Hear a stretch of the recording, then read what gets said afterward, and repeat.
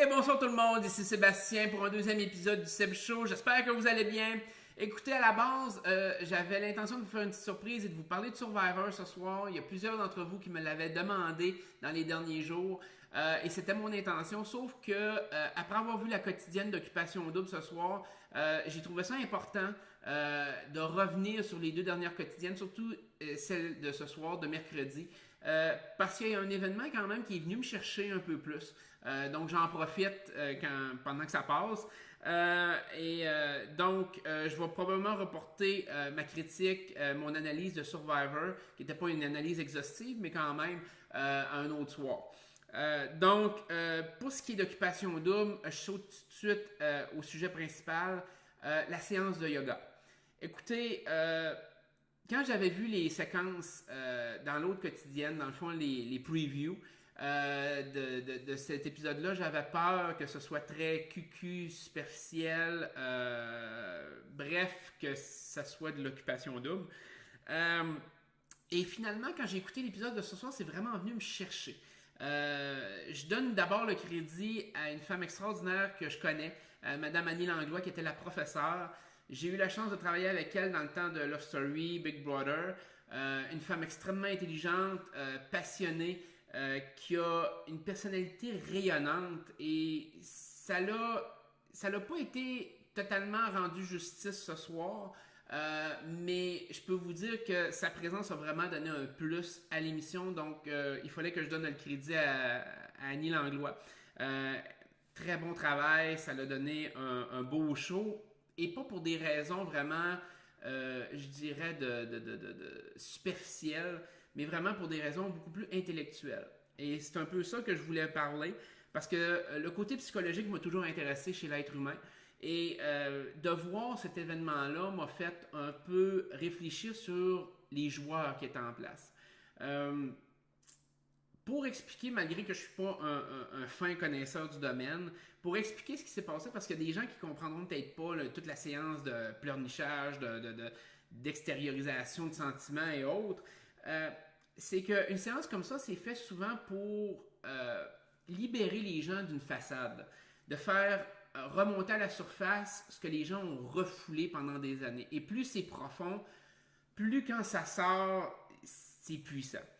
Et de voir des personnes comme Joanie, comme Alexandra, comme Karine, voir le sentiment sortir aussi fort, ça nous, en tout cas moi personnellement, c'est venu me chercher dans le sens que ça m'a donné une appréciation pour ces personnes-là. Comme s'ils avaient vécu des choses terribles quand ils étaient plus jeunes, peu importe c'est quoi.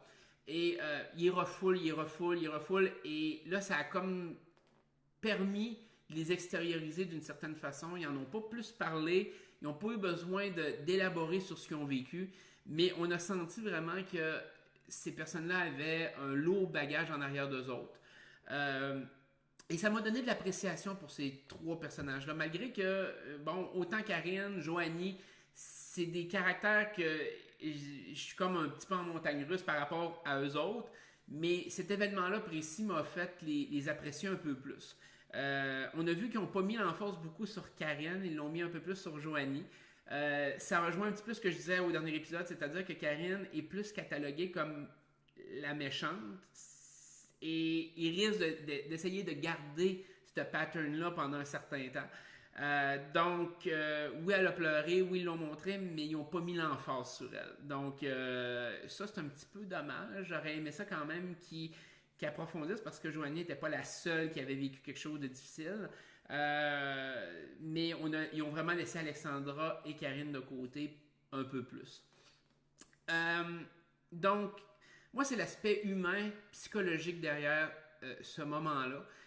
Parce que, qu'on le veuille ou non, moi, je considère qu'Occupation Double, c'est une télé-réalité axée sur du superficiel et du faux, de façon presque continuelle. Je veux dire, j'ai de la misère à embarquer dans cette télé-réalité-là, car j'ai pas le sentiment que c'est vrai. Je l'écoute, et c'est comme si j'écoutais les Feux de l'amour ou Top Model en après-midi.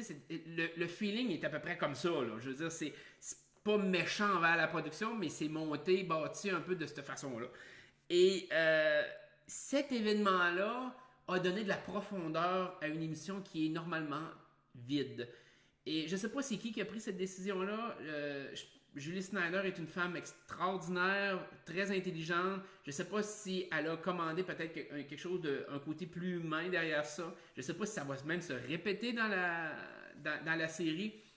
Mais peu importe qui a pris la décision, il faut que je rende le crédit à ce qui doit être rendu. C'est une excellente décision. Et si ce show-là était axé plus sur des choses comme ça, sincèrement, il y aurait beaucoup plus de potentiel. Je pense que ça rejoindrait peut-être plus les gens. Ça donnerait de la profondeur. Ça donnerait aussi l'ouverture d'avoir des joueurs différents. Et présentement, on est pris vraiment avec des joueurs qui sont pas mal tous pareils les uns les autres.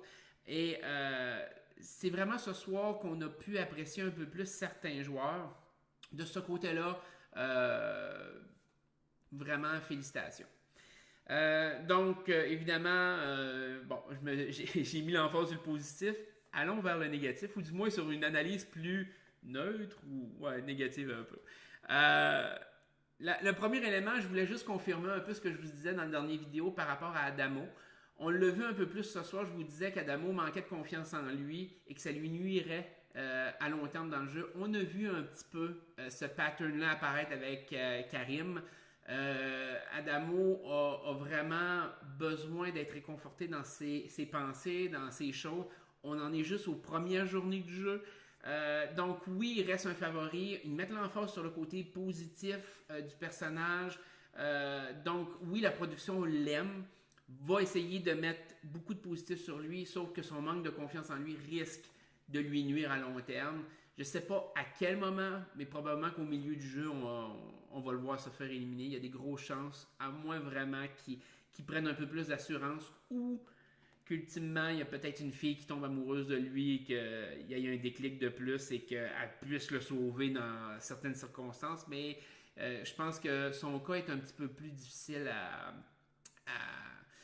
à jouer par rapport au manque de confiance en lui. L'autre aspect que je voulais parler, c'était par rapport à... Je regarde mes notes parce que j'ai des notes sur le côté, là. J'ai pas le choix parce que malheureusement, je ne reconnais pas tout le monde puis je connais pas tous les noms par cœur. C'était Alanis. Alanis, elle avait dit... en fait, pas la quotidienne d'aujourd'hui, de mercredi, mais celle d'hier... Il y a eu l'événement de la table. Ça a été ridiculisé un peu sur les médias sociaux. Ça a été ridiculisé sur les forums, les fils de discussion. L'événement des pieds sur la table. Moi, ce que j'ai retenu, c'est ce qu'elle a dit. Dans le fond, ce qu'elle a dit, c'est que c'était pas de mettre ses pieds sur la table qui te rendait mature ou non. C'était tes agissements qu'il faisait. Ben, mettre tes pieds sur la table, c'est un ajustement, OK? c'est comme... tu te contredis, ma grande, là. Et c'est pas le fait de dire juste c'est dégueulasse, c'est le fait de dire ça démontre un certain manque de respect envers les autres. Qu'elle le fasse, c'est une chose, mais que des gens ils disent tu pourrais-tu pas le faire, puis qu'elle s'en calisse. C'est comme... Dans sa façon d'être, il y a un genre de je m'en foutiste qui est immature, qui va lui nuire. Déjà, on voit que les gars songeaient à l'éliminer cette semaine. Je pense sincèrement qu'elle n'a pas la bonne attitude à l'heure actuelle pour rester dans le jeu à long terme. Elle a fait des démarches intéressantes quand même, stratégiques un peu. Mais d'un autre côté, même si elle a été choisie par le public pour les vidéos, ces choses-là, je pense qu'ultimement, elle aussi, son temps est compté. Oui, elle a démontré un certain manque d'immaturité parce que t'es pas chez vous, t'es pas dans un environnement, puis je sais que peut-être je vais avoir l'air pointilleux sur cet élément-là, mais c'est pas comme si tu t'en vas chez ton meilleur chum de gars ou ta meilleure chum de fille, tu te mets ça fait des années que tu le connais, puis tu te mets les pieds sur la table, puis ouais, let's go, ou même chez nous. Moi aussi, je mets mes pieds sur le bureau, puis je m'étale, tu sais. Sauf qu'elle est entourée d'étrangers. Il y a potentiellement des centaines de milliers de personnes qui l'écoutent à la TV. Puis elle pense pas à ça. C'est comme pas important. Puis même si une personne lui fait remarquer, dire ouais, c'est peut-être comme pas hot de mettre tes pieds sur la table là où ce qu'on mange, genre des pieds qui traînent sur on ne sait où. pas grave. Elle, c'est comme, oui, je fais ce que je veux. Fait que, mauvaise attitude, c'est des petites choses comme ça, c'est niaiseux, mais dans une télé-réalité, quand t'es un joueur à l'intérieur, c'est des petites choses comme ça qui gossent, qui font en sorte que ça provoque plus tard. Tu sais, c'est tous ces petits éléments-là qui viennent te chercher, qui viennent te gosser. Puis quand il y a le temps de voter, tu y penses. Tu fais comme, OK, ces éléments-là, là, regarde, là, c'est trop, c'est too much, c'est l'accumulation. Et de ce côté-là, elle s'aide pas. Stratégiquement, elle s'aide pas. Puis oui, dans ses gestes, ça a été... moi, je considère que ça a été un peu immature. Surtout ses réponses qui ont été immatures. Le fait de le faire, bon, par habitude ou n'importe quoi, c'est un moindre mal. Est-ce qu'elle va être capable de se reprendre, de rebâtir son jeu par rapport à ça? Parce qu'on voit qu'elle sème beaucoup de controverses autour d'elle. C'est bon pour le show, mais très mauvais pour sa stratégie. Donc, elle, de son côté, je pense qu'elle va s'en aller vite, malheureusement. Là, si j'ai analysé rapidement, là, elle va être une des premières à se faire sortir du jeu d'occupation double. À part de ça, est-ce que j'avais d'autres choses ou je peux fermer ça pour ce soir? Parce que je sais que je parle beaucoup, hein. Fait que, puis tout le monde me le dit, faut que tu fasses des vidéos plus courtes, Sébastien, faut que tu fasses... Mais j'aime ça vous parler, qu'est-ce que vous voulez que je vous dise? C'est comme, hey, je reprends un goût à ça, là, vous me motivez en plus, vous arrêtez pas de m'écrire, fait que je suis comme, hey, je vais lui parler, puis j'ai du stock à dire, mais j'essaie de me contenir un peu. Donc, je pense que pour ce soir, je fais le tour. C'était vraiment plus la séance de yoga qui m'intéressait de vous parler parce que, oui, c'est venu me chercher, donc je l'assume. Bon. Et je pense pas qu'on va revivre quelque chose comme ça. J'aimerais ça quand même d'avoir des événements comme ça, plus psychologiques, plus réfléchis dans un show comme Occupation Double. Ça me donnerait le goût de l'écouter. Pour l'instant, écoutez... il y a beaucoup de superficiel, il y a beaucoup de conversations vides, de situations vides, mais les images sont belles, hein, c'est beau, hein, Bali c'est super beau. Pour le reste, il y a beaucoup de personnages dont on se fout éperdument à l'heure actuelle. Je veux dire, il y a des joueurs qu'on ne voit pas du tout. Donc, écoutez, ça va être d'analyser au fur et à mesure, là, de voir s'il y a quelque chose qui change.